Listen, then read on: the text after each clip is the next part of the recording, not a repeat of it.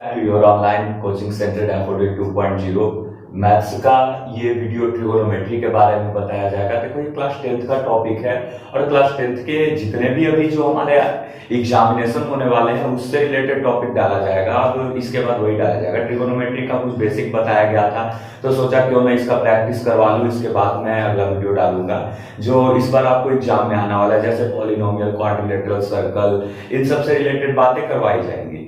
आज आप देखो यहाँ पे हम देख रहे थे ट्रिगोनोमेट्री का प्रैक्टिस कर ले रहे हैं। सबसे पहले बात करेंगे कि आखिर अभी तक ट्रिगोनोमेट्री में हमने पढ़ा क्या। तो ट्रिगोनोमेट्री में हम 6 ट्रिगोनोमेट्रिक रेशियोज हैं उनको पढ़े।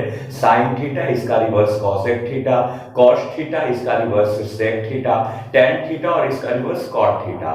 हम इन 6 ट्रिगोनोमेट्रिक रेशियोज के बारे में पढ़े। इनका फॉर्मूला पढ़े कि sine theta perpendicular by hypotenuse है, cos theta base by hypotenuse है और tan theta perpendicular by base है। हम बारी बारी से ये भी देखे थे कि हमारा परपेंडिकुलर कौन होता है, बेस कौन होता है, हाइपोटेनस क्या क्या होता है। तो परपेंडिकुलर और बेस को तो कंफर्म बताया नहीं जा सकता जब तक हम ये ना बात कर ले कि हम किस एंगल पे थीटा का मतलब थीटा को प्लेस कर रहे हैं। जब थीटा को हम प्लेस कर पाएंगे तब बता सकते हैं कि हाँ ये हमारा बेस है, ये परपेंडिकुलर है। लेकिन हाइपोटेनस हर बार सबसे बड़ा साइड होगा उस राइट एंगल ट्रायंगल का। हाइपोटेनस क्या होना है, हर बार सबसे बड़ा साइड होना है। देखो हम एक क्वेश्चन इसमें डाले हैं कि is this possible or not that sin beta बराबर या sin b बराबर 5/4। तो ये सवाल हम इसीलिए डाले कि आप देख सकते हो ये बुक्स में इस तरह के क्वेश्चंस डले हुए हैं। इसमें दिखाया गया कि क्या ऐसा संभव है कि sin b का वैल्यू 5/4 हो सकता है। तो हम देखेंगे कि sin b का जो भी वैल्यू होगा वो p/h होगा। यहाँ पे हम देख रहे हैं कि हमारा परपेंडिकुलर बड़ा हो जा रहा है, हाइपोटेनस छोटा हो जा रहा है। दिस इज नॉट पॉसिबल क्योंकि हम पढ़े कि hypotenuse is the longest side in a right angle triangle. तो भाई यहाँ तो हाइपोटेनस छोटा बन रहा है, ये तो ट्रायंगल ही पॉसिबल नहीं है। तो यहाँ इसका सीधा जवाब है नॉट। इज दिस पॉसिबल और नॉट, तो नॉट पॉसिबल कि साइन भी 5/4 होगा। दिक्कत क्या है कि हमारा परपेंडिकुलर 5 बनेगा, हाइपोटेनस 4 बनेगा। ऐसा कभी हो सकता है क्या, हाइपोटेनस तो हमेशा बड़ा साइड होता है। तो ये पहला सवाल हम ये चीज पे रखे थे और इसके बारे में कई बार बात कर चुके हैं पिछले लेक्चर में। आप देख रहे हो हमारा पहला क्वेश्चन है कि साइन ए का वैल्यू 4/5 है तो सेके और कॉसे का मल्टीप्लीकेशन क्या आएगा, सेके और कॉसे का प्रोडक्ट क्या आना है। तो देखो इस बात को अगर 2 सेकंड के लिए भूल जाओ, देखो दिमाग ज्यादा लगाना होता है। अगर इस बात को 2 सेकंड के लिए भूल जाओ, ये देखो सेके और कॉसे एक दूसरे के रेसिप्रोकल हैं और एक दूसरे के रिवर्स है, रेसिप्रोकल है। तो इनका रिजल्ट तो ऐसे ही 1 आएगा, इसमें तो कुछ करना भी नहीं है। अगर एमसीक्यू का एग्जाम होता है, अब तो एमसीक्यू भी एग्जाम में काफी डाले जाते हैं, तो आप डायरेक्ट उसको देख के बता सकते हो कि हाँ 1 आएगा। हम इसको प्रूव भी कर सकते हैं। प्रूफ क्या मतलब मैथमेटिकली सॉल्व भी कर सकते हैं, पर सॉल्व करने का कोई ज्यादा जरूरत इसमें दिख नहीं रहा है। क्यों, हम डायरेक्ट देख पा रहे हैं कि सेके इंटू कॉसे 1 होगा। क्यों 1 होगा, तो सेके तो कॉसे का रिवर्स है, कॉसे का रिवर्स है तो 1/कॉसे लिख सकते हैं। यही तो कॉसे का रिवर्स है 1/कॉसे। जैसे 5 का रेसिप्रोकल क्या है हमारा, तो 1/5 इसका रेसिप्रोकल है। अगर हम बोल रहे थे कॉसे का रेसिप्रोकल क्या होगा, तो 1/कॉसे और उसी को सेके नाम दिया गया है। कॉसे के रेसिप्रोकल का ही नाम सेके है और कॉसे का रेसिप्रोकल को 1/कॉसे भी लिख सकते हैं। 1/कॉसे को अगर हम कॉसे में गुना करते हैं, कॉसे में गुना करते हैं तो रिजल्ट तो 1 बनेगा। तो ये डायरेक्ट दिख गया। लेकिन मैथमेटिकली हम कैसे इसको सॉल्व करेंगे, तो देखो हमारा साइन ए बराबर 4/5 है, दैट मींस ये कितना है p और ये हमारा है h। जब h पता है, p पता है क्या, तो हम थर्ड साइड नहीं निकाल सकते पाइथागोरस थ्योरम का यूज करके। तो एक बार रिकॉल कर लेते हैं हमारा पाइथागोरस थ्योरम है क्या। हमारा पाइथागोरस थ्योरम है कि किसी भी राइट एंगल ट्रायंगल में, किसी भी राइट एंगल ट्रायंगल में जो हाइपोटेनस का स्क्वायर है यानी कि h का square is equal to perpendicular का स्क्वायर प्लस बेस का स्क्वायर। दैट मींस हमारा यही है पाइथागोरस थ्योरम, h स्क्वायर बराबर p square plus b square. अब देख लो हमको h पता है, p पता है, हमको b निकालना है b। तो b कैसे रहेगा, b स्क्वायर हम पहले फाइंड करेंगे, वो h square minus b square बनेगा। पर b स्क्वायर का तो काम नहीं है, काम तो b का है। तो भाई इस पे अंडर रूट आ जाएगा, यानी b हमारा root under h square minus p square बनेगा। जब हम वैल्यू पुट करेंगे एच का, तो एच तो 5 है, तो 5 square that means root under 25 बनेगा, ठीक है। और फिर माइनस क्या है, माइनस है पी स्क्वायर, पी हमारा 4 है, 4 स्क्वायर दैट मींस 16 बनेगा। यानी ये बी जो बना हमारा वो रूट 9 है, 25 minus 16 root 9 that means value 3 है बी का। बी का क्या वैल्यू आ रहा है 3। जब 3 आ रहा है तो सेक ए का वैल्यू क्या बनेगा h बाई बी, अरे cos a b by h है, तो सेक ए क्या होगा इसका reciprocal h by b, h by b multiplied by ये क्या है b बाई h। यहां से भी बिना वैल्यू पुट करे भी इसका 1 वैल्यू आ रहा है, पर हम तो वैल्यू फाइंड कर चुके हैं ना, b हमारा 3 है तो, और h कितना है हमारा 5, तो हम देख रहे हैं 5 बाई 3 मल्टीप्लाइड बाई 3 बाई 5, ये फिर तो कैंसिल हो गया, आंसर 1 देगा। तो इसमें कुछ करना नहीं है, बस वैल्यू पहले क्वेश्चन का औकात देखना है, क्वेश्चन पूछ क्या रहा है। जिन ट्रिगोनोमेट्रिक रेशियोज पे हमारा क्वेश्चन बना है, हम उन ट्रिगोनोमेट्रिक रेशियोज को फाइंड करेंगे, और फाइंड करने का कोई तरीका ही नहीं है। अगर आपके पास P पता है, B पता है, H पता है, आप इन तीनों साइड्स को निकाल ले रहे हो, परपेंडिकुलर निकाल पा रहे हो, बेस निकाल पा रहे हो, हाइपोटेनस पता है, जब ये तीनों बात पता है तो आप किसी भी ट्रिगोनोमेट्रिक रेशियोज को इजीली निकाल सकते हो कि हाँ भाई साइन थीटा का वैल्यू क्या आएगा, कॉस थीटा का वैल्यू क्या आएगा, टेन थीटा का क्या, सेक थीटा का क्या, वो सब तो P by H, B by H, H by B, बस यही तीन का इस्तेमाल तो होता है, P का, B का और H का। फिर हम सारे के सारे ट्रिगोनोमेट्रिक रेशियोज फाइंड कर लेते हैं, और जब सारा ट्रिगोनोमेट्रिक रेशियोज फाइंड हो गया तो क्वेश्चन जो कुछ भी रखा हो बस वैल्यू ही तो पुट करना है, वो बच्चों का काम। हमारा अगला सवाल देखो क्या है कि साइन थीटा का वैल्यू 3/5 है, तो कॉस अल्फा का वैल्यू क्या है। आपसे एक बात दिमाग में आया होगा आपके दिमाग में कि भाई थीटा तो पता है हमारा, अल्फा एंगल के बारे में तो कोई आइडिया ही नहीं है, तो हम इसका नहीं निकाल सकते, ये इम्पॉसिबल है, वी कांट फाइंड दिस, हम लोग इसको नहीं फाइंड कर पा रहे हैं, इस क्वेश्चन को नहीं फाइंड कर पाएंगे। कब ये क्वेश्चन सही सवाल बनेगा, आप देख लो यहाँ पे एक राइट एंगल ट्रायंगल बना है, राइट एंगल डेट मान लो कि ये एंगल ए पे है, हमारा है साइन थीटा, थीटा अगर यहाँ प्लेस किए तो ये 3 ये 5, तभी ना साइन थीटा बराबर परपेंडिकुलर बाई हाइपोटेनस, तो परपेंडिकुलर 3 है, हाइपोटेनस 5 है, ये 4 बना। इसमें कहीं अल्फा का कोई चर्चा नहीं है। अगर क्वेश्चन में ये कह दे कि अल्फा एंगल सी पे बन रहा है, अल्फा एंगल सी पे बन रहा है, अब इसका सॉल्व किया जा सकता है, लेकिन इस क्वेश्चन से तो कोई आइडिया ही नहीं है अल्फा के बारे में, और अल्फा का क्वेश्चन पूछ दिया तो वी कांट फाइंड, मतलब ये कह सकते हो कि कैन नॉट डिटरमाइन, हम लोग इसको पता नहीं कर पाएंगे, ठीक है। ये हमारा सवाल देखो, अगर सेक थीटा का वैल्यू 5/4 है, सेक थीटा क्या होता है h अपॉन b, अब h पता है, b पता है, तो p क्या होगा root under h square minus b square. यही तो पाइथागोरस थ्योरम है, पाइथागोरस थ्योरम का एप्लीकेशन है, मतलब पाइथागोरस थ्योरम तो ये है h स्क्वायर और b square plus b square, पर इसी के थ्रू हम फॉर्मूला निकाल पाते हैं कि p क्या आएगा, तो h square minus b square आएगा। तो वही काम हम यहाँ कर रहे हैं, h square minus b square, h अगर 5 है तो एच स्क्वायर क्या होगा 5 square that means 25, b square क्या आएगा 4 स्क्वायर दैट मींस 16, यानी हमारा बनेगा क्या 25 माइनस 16 रूट 9 यानी कि 3, तो p का वैल्यू तो निकल गया 3। अब देख लो हमारे पास तीनों साइड्स हैं, p का वैल्यू भी पता है, b का वैल्यू भी पता है और h का वैल्यू भी पता है। p का वैल्यू कितना पता है 3 यूनिट, b का वैल्यू 4 और h का वैल्यू 5। हमसे पूछा गया tan theta into cosec theta, तो सबसे पहले हम tan थीटा फाइंड कर लेंगे अपने कॉपी में, नीचे एक तरफ करेंगे tan थीटा बराबर p बाई b होता है, और p हमारा 3 है, b हमारा 4 है, तो tan थीटा का वैल्यू कितना आया 3/4 आया। अब फिर एक सवाल, क्वेश्चन के औकात को हमेशा ध्यान में रखना है, क्वेश्चन क्या पूछ रहा है।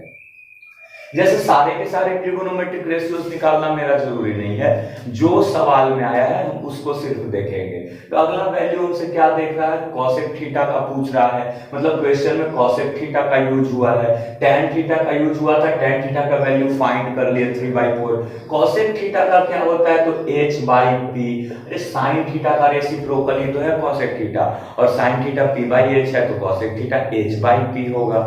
अब h बाई p होगा तो h हमारा कितना कितना है भाई 5, p कितना है हमारा 3। तो देखो आ गया ना इसका वैल्यू 5/3, cosec थीटा का वैल्यू आया 5/3, tan थीटा का वैल्यू आया 3/4। अब अगर कोई बच्चा बोले कि tan theta into cosec theta का रिजल्ट क्या होगा, यही तो हमारा क्वेश्चन था कि tan theta into cosec theta का रिजल्ट क्या होगा। तो tan थीटा के जगह क्या पुट करेंगे दोस्त 3/4 जो हमारा वैल्यू निकला, इनटू cosec थीटा का वैल्यू 5/3 जब हम गुना करेंगे इन दोनों का प्रोडक्ट निकालने का प्रयास करेंगे तो 3 से 3 तो एक न्यूमरेटर एक डिनोमिनेटर खत्म, बचा 5/4 और ये हमारे इस क्वेश्चन का आंसर बना। लेकिन इसको प्रॉपर वे में बनाना है, अगर आप समझ पाओगे इस चीज को तो प्रॉपर वे में बनाना एकदम आसान बात है। बस सबसे पहले करना क्या है कि since sec theta is equal to 5/4 बगल में h और b मार्क कर देना है, देयरफॉर b निकाल देना है 3। अब क्वेश्चन का औकात क्या है तो tan थीटा, तो सबसे पहले tan थीटा फाइंड कर लेना है, उसके नीचे तो आ जाएगा p/b दैट मींस 3/4। फिर क्वेश्चन का रेंज क्या है हमारा cosec थीटा का h/p दैट मींस 5/3। नाउ अब हमारा क्वेश्चन क्या है तो tan theta into cosec theta, बारी बारी से वैल्यू पुट कर देना। tan थीटा की जगह tan थीटा का वैल्यू देखो हमने पुट किया, इनटू है, cosec थीटा की जगह cosec थीटा का वैल्यू पुट किया और हमारा आंसर बन गया 5/4 एकदम आसानी से। अगला सवाल है कि ये 5 cos थीटा बराबर 3। ये देखो ये जब पहली बार बच्चे देखते हैं तो रियल में परेशान होते हैं, एज ए स्टूडेंट हम लोग भी परेशान हुए थे, तो परेशान होने का इसमें कोई बात नहीं है। यह 5 cos थीटा बराबर 3, थोड़ा सा बच्चा को linear equation in 2 variable 1 variable इसका नॉलेज होना चाहिए, मतलब इक्वेशन सॉल्व करने आना चाहिए, वो फिर कर लेगा। इक्वेशन होता है जब हम साइन इक्वल कहीं देख लेते हैं, अगर यहाँ पे देखो इक्वल का साइन बना, इस टर्म को इस टर्म से इक्वेट करने का प्रयास किया गया है तो ये इक्वेशन फॉर्म कर रहा है। अब इक्वेशन फॉर्म कर रहा है, हम देख रहे हैं कि 5 इंटू cos थीटा बराबर 3 है। ये cos थीटा का वैल्यू क्या रहा होगा, तो अब सीधा दिमाग में रखो 5 को किसमें मल्टीप्लाई करेंगे कि रिजल्ट 3 आएगा, 5 को किसमें मल्टीप्लाई करेंगे कि रिजल्ट 3 आएगा। अच्छा अगर पूछा जाए कि 5 को किसमें मल्टीप्लाई करें कि रिजल्ट 15 आएगा, बच्चा तुरंत जवाब देता है 3 से। लेकिन हमारा सवाल ये नहीं, हमारा सवाल है कि 5 में किससे मल्टीप्लाई करें कि रिजल्ट हमारा 3 आएगा। तो बच्चा का 3 से मल्टीप्लाई करोगे तो 3 तो आएगा नहीं, एक काम करो 3/5 से मल्टीप्लाई कर दो तो रिजल्ट हमारा 3 आएगा। बोले हाँ ये बात सही में है, यानी कि 5 में इस cos थीटा से मल्टीप्लाई किया गया और रिजल्ट 3 आया, तो इस cos थीटा का वैल्यू क्या रहा होगा, cos थीटा का वैल्यू क्या रहा होगा 3/5, जिससे 5 से 5 कैंसिल हो और हमारा रिजल्ट 3 बने। cos थीटा का वैल्यू क्या रहा होगा 3/5। ये तो चलो जनरल नॉलेज है, अगर आप मतलब इक्वेशन को नहीं जान रहे हो, पर अगर आप इक्वेशन को जान रहे हो तो देखो यहाँ पे हम सॉल्व कर रहे हैं 5 cos थीटा बराबर 3। अगर cos थीटा का बात किया जाए तो वो क्या बनेगा 3, ये 5 यहाँ गुना के रिलेशन में है cos थीटा के साथ, जब अपना साइड चेंज करेगा एक्शन रिवर्स करेगा वो 3/5 बन जाएगा। cos थीटा बराबर 3/5। डिटेल में इस चीज का वीडियो जरूर आएगा जब हम क्लास 9 10th का linear equation in 2 variable start करेंगे, तो उसमें पहले 1 वेरिएबल का चर्चा जरूर किया जाएगा और उस समय आप इन बातों को अच्छे से सीख लोगे। तो यहां से हम डायरेक्ट क्या देख पा रहे हैं कि cos थीटा का वैल्यू 3/5 आ रहा है। cos थीटा का वैल्यू कितना आ रहा है 3/5। अब 3/5 आ रहा है तो बगल में मार्क कर दो ना, इसको b कहते हैं और ये h कहते हैं। अब b पता है h पता है तो क्या p नहीं निकाल सकते हो, p का फिर वही फॉर्मूला लगेगा h² - b² जो हमारा पाइथागोरस थ्योरम से बना है। तो b बराबर h² - b²। अब h² - b² तो h कितना है हमारा 5, b कितना है हमारा 3, तो h² तो 25 बनेगा और b² 9 बनेगा। 25 - 9 तो 16 होता है और ये तो √16 है ना, ये √16 बनेगा, √16 का वैल्यू 4। तो अब देख लो हमारा सवाल क्या कर रहा था, find all other t ratios. सारे के सारे ट्रिगोनोमेट्रिक रेशियोज फाइंड करो। तो बताओ बाकी कौन कौन से ट्रिगोनोमेट्रिक रेशियोज बच गए हैं। एक हमारा सेक थीटा बच गया है, तो सेक थीटा तो फाइंड करने का कोई परेशानी नहीं, वो तो 5/3 बन जाएगा। जब हमारा कॉस थीटा 3/5 है तो सेक थीटा तो 5/3 बन जाएगा। लेकिन सिर्फ सेक थीटा नहीं पूछ रहा था, बाकी सारे T ratios, total 6 T ratios हैं। कॉस थीटा पता है 5 निकालना था, सेक थीटा इसका रेसिप्रोकल है। अब कितने बच गए? 4। कौन कौन? Sine theta, cosec theta, tan theta, cot theta. इनमें से कोई 2 निकाल ले। अगर साइन थीटा निकाल ले और टैन थीटा निकाल ले तो साइन थीटा पता होने के बाद कॉसेक थीटा ऑटोमेटिक पता चल जाएगा उसका रेसिप्रोकल, और टैन थीटा फाइंड करते ही कॉट थीटा अचानक पता चल जाएगा उसका रेसिप्रोकल। तो मेरा उद्देश्य हम साइन थीटा फाइंड करते हैं। साइन थीटा p/h बनेगा। p हमारा कितना आया है? 4, तो 4/5 बना sign theta. Cosec theta 5/4, tan theta p/b that means 4/3 और cot थीटा 3/4। तो लो बन गया हमारा सवाल।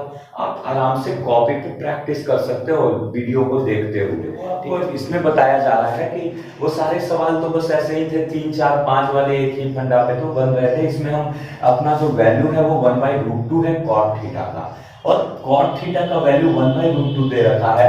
आपका क्वेश्चन है find the value of 2 sin theta into cos theta plus sec theta into tan theta. इसका वैल्यू फाइंड करना है। देख लो इसका, ठीक है।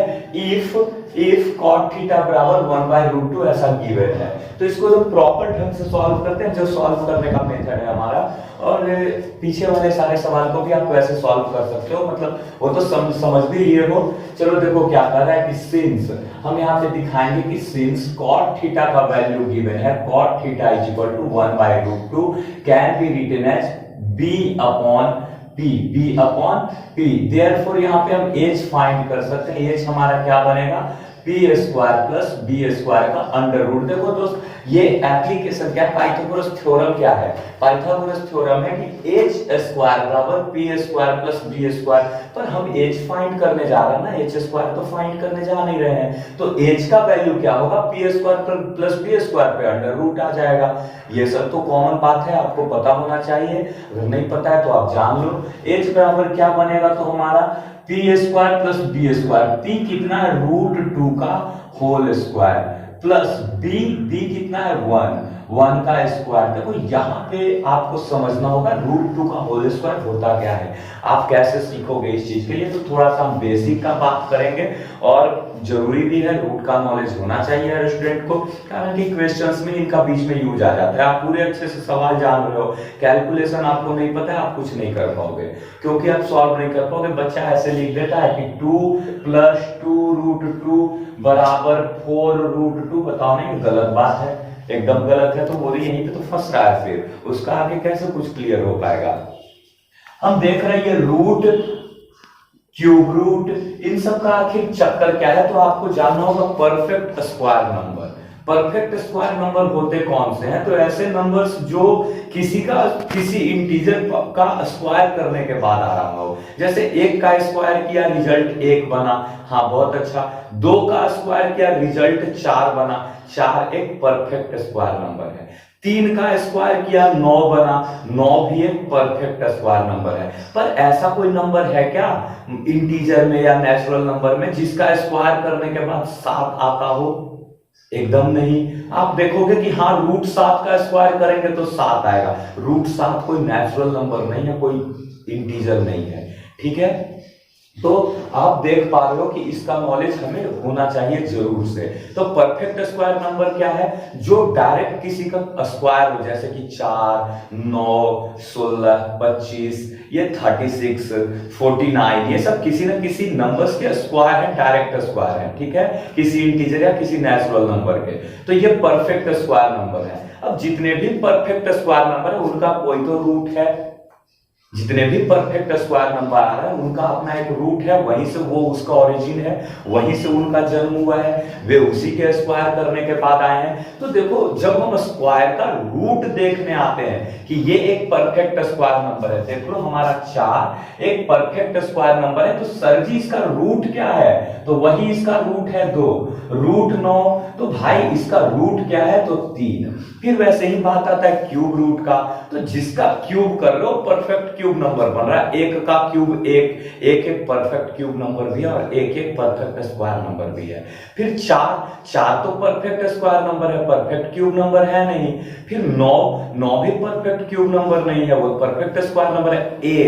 8 क्या है, 2 का क्यूब है। 8 किसका क्यूब है, 2 का क्यूब, मतलब 8 एक परफेक्ट क्यूब नंबर है। और जब इस 8 का क्यूब रूट फाइंड करने हम जा रहे हैं तो वो तो 2 होगा, उसका रूट कौन सा है, 2 से बात कर रहे हैं। फिर इसके अन्य और भी पढ़ाई है, वीडियो डाला जाएगा इन सब पे बेसिक पे, लेकिन फिलहाल अभी क्लास 9 10 का बात हो रहा है, ढंग से आप देख सकते हो। तो हमारा रूट 2 का होल स्क्वायर क्या बन रहा है, रूट 2 का होल स्क्वायर, ध्यान से देखना, रूट 2 का होल स्क्वायर, ये रूट 2 गुना रूट 2 है। ठीक है, आपको इसका प्रॉपर्टी पता होना चाहिए, this can be written as 2 multiplied by 2। ये रूट 4 बना कि नहीं बना, और 4 एक परफेक्ट स्क्वायर नंबर है, इसका जब अंडर रूट किया जा रहा है या इसका रूट फाइंड करना है अंडर स्क्वायर रूट, तो हम 2 ही तो फाइंड कर पा रहे हैं। तो चलो ठीक है, यानी रूट 2 का होल स्क्वायर क्या बन रहा है, 2। 1 का स्क्वायर क्या बन रहा है, 1, यानी कि हमारा एज क्या बना, रूट 3 बना। देखो अब हमारे पास तीनों वैल्यू आ गए। एक राइट एंगल ट्रायंगल में ये 3 साइड्स होते हैं, परपेंडिकुलर, बेस, हाइपोटेनस। परपेंडिकुलर और बेस एग्जैक्ट पता नहीं होता, वो तब पता चलता है जब हम एंगल प्लेस करें, थीटा को प्लेस करें किसी एंगल पे, ठीक है। फिर पता चल जाता है कि देखो भाई इसके रिस्पेक्ट में ये हमारा परपेंडिकुलर बना और ये हमारा बेस बना। हाइपोटेनस हर बार फिक्स है, सबसे बड़ी भुजा, लॉन्गेस्ट साइड ही हमारा हाइपोटेनस है, जिसको कर्ण बोलते हैं। परपेंडिकुलर लंब है और बेस आधार है, ठीक। तो देखो ये एज पता कर लिए, पी हमको पता था, बी हमको पता था।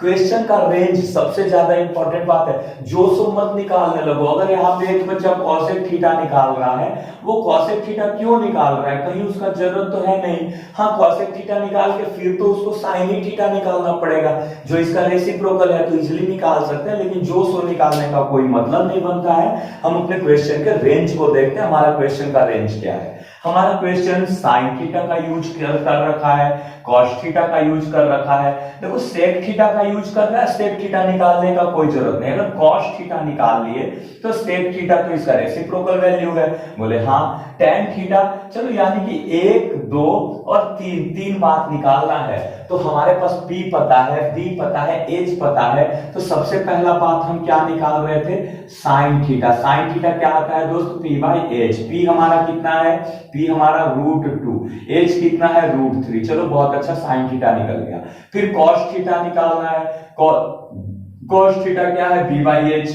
B कितना है हमारा 1, H कितना है, रूट 3। चलो ये भी बहुत अच्छा। फिर सेक थीटा निकालने का जरूरत नहीं है, पर निकाल लो, सेक थीटा क्या आ जाएगा, उसके लिए उतना दिमाग नहीं लगाना है, रूट 3/1। तो ये तो रूट 3 इसका रेसिप्रोकल ही होगा भाई, सेक थीटा रूट 3 बनेगा। अब हमारा एक अगला जो बच गया है जिसका जरूरत था, वो टेन थीटा। टेन थीटा क्या आ जाएगा, P/B। P/B तो P हमारा कितना है, रूट 2।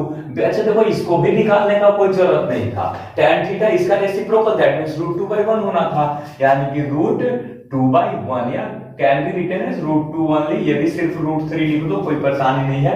अब देखो नाउ, अब हमको जो वैल्यू पता करना है हम उसका बात करते हैं। नाउ 2 साइन थीटा, एक बार ढंग से क्वेश्चन लिख लेना है, 2 sine theta cos theta plus sec theta into tan theta. ये हमारा जब अगर सवाल है तो आप ढंग से देखो, 1 मिनट आप खुद पुट करके देख सकते हो कि आखिर इसका जवाब क्या बनेगा। देख सकते हो, वैल्यू पुट करना, अब इसमें कुछ बचा नहीं है। ये बच्चे जब 6 7 में होते हैं तो वैल्यू पुटिंग से रिलेटेड कुछ सवाल पूछते हैं कि देख लो, उनका सवाल होता है ऐसा कि x² प्लस xy बराबर व्हाट इफ x का वैल्यू दे देंगे 1 और y का वैल्यू दे देंगे 2। तो बताओ, ये बच्चों का सवाल ही तो है। 1 का स्क्वायर 1 प्लस 1 गुना 2 2, यानी कि आंसर बनेगा 2 1 3। ये तो इस पे बस पुट कर देना है। दिक्कत क्या है, ये पता अगर ना हो तब उसका परेशानी का बात है, वो नहीं कर पाएगा कभी भी। अब देखो हमारा सवाल में भी वही था, कुछ ये देखो इसका वैल्यू, इसका वैल्यू, इसका वैल्यू, इसका वैल्यू, इन सभी के वैल्यू पे तो डिपेंड कर रहा है हमारा आंसर, और इन सबका वैल्यू पता था नहीं।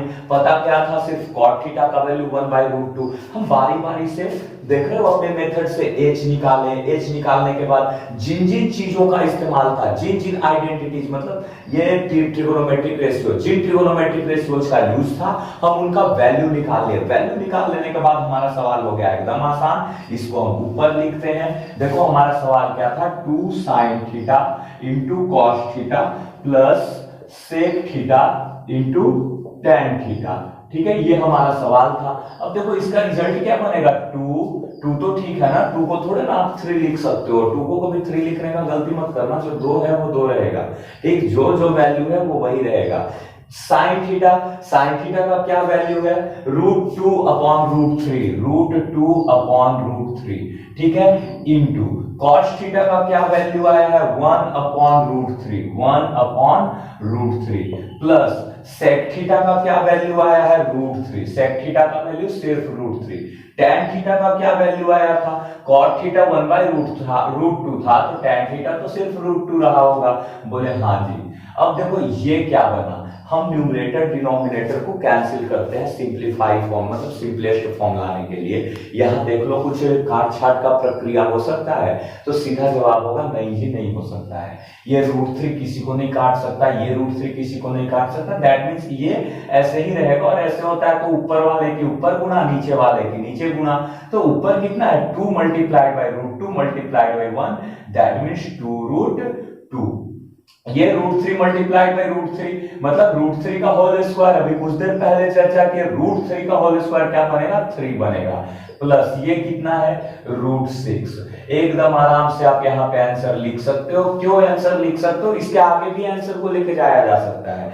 वो जब आपको इरेशनल नंबर के बारे में थोड़ा बहुत जानकारी रहेगा तब आप लेके जा सकते हो। जिनको पता होगा थोड़ा बहुत वो अभी देखेंगे, हम इसको आगे लेके जा रहे हैं। हमारा काम कुछ नहीं होगा, सीधा आराम से, या फिर नहीं भी करो तो तुम देख सकते हो कि देख लो ये तो 2√2/3 है, ये क्या है, √2 मल्टीप्लाइड बाई √3। ये √2 ऐसा टर्म है जो इसमें भी शामिल है, इसमें भी शामिल है। तो अगले स्टेप में हम √2 को क्या करते हैं, कॉमन कर लेते हैं। तो ये बना 2/3 और ये बना √3। अब फिर इसको आंसर कर दो, कहीं पे आंसर कर सकते हो, ये भी और आगे जा सकता है। इसका वैल्यू बन सकता है 2 + 3√3 और ये बाई 3 यहां आ जाएगा। तो यहां भी आंसर कर दो। तो फिर इसके आगे तो कैलकुलेशन है, कैलकुलेशन पे कई वीडियोस लाए जाएंगे। जनरली कैलकुलेशन जरूरी चीज होता है।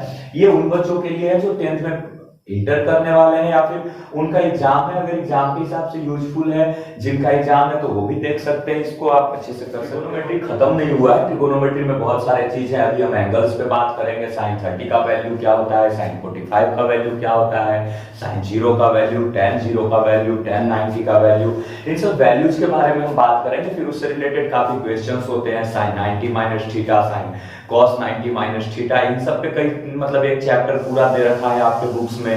फिर हम आइडेंटिटीज पे बात करते हैं, हाइट एंड डिस्टेंस है। तो ट्रिगोनोमेट्री एक बड़ा वास्ट सिलेबस है, क्लास 10 तक में अच्छा खासा पढ़ाई करना होता है इससे रिलेटेड। तो आपको वो चीज सीखना होगा, अवेलेबल करवाया जाएगा अपने इस ऑनलाइन यूट्यूब प्लेटफॉर्म पे। तो उसके लिए कोई बात नहीं है। अगर वीडियो अच्छा लगा हो, बहुत अच्छा लगा हो, तो लाइक शेयर सब्सक्राइब जरूर करें, बेल आइकन को जरूर दबाएं। Thank you.